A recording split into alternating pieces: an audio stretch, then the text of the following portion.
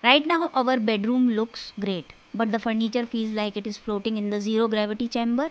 In this final video, we are adding gravity using drop shadows and finishing it off with crisp typography. A composition isn't realistic if it doesn't cast a shadow. Go to your layers panel and tap the layer properties for individual layers. Scroll down to the drop shadows and toggle it on. Do not just use the default. Open the shadow settings, increase the blur so the shadow is soft and drop the opacity down. A harsh black shadow looks fake. A soft transparent shadow looks high end. Repeat this for the sofa, the plant, the artwork on the wall.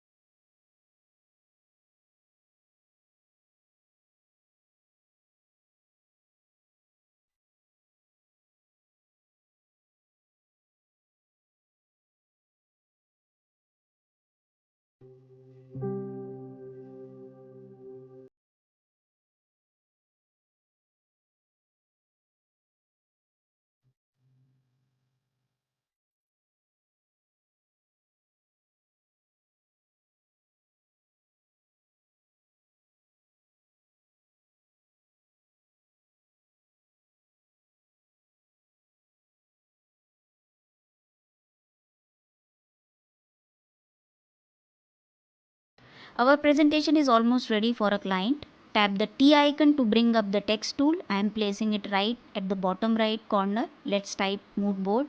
Choose a clean, elegant font to keep that minimalist, modern aesthetic intact.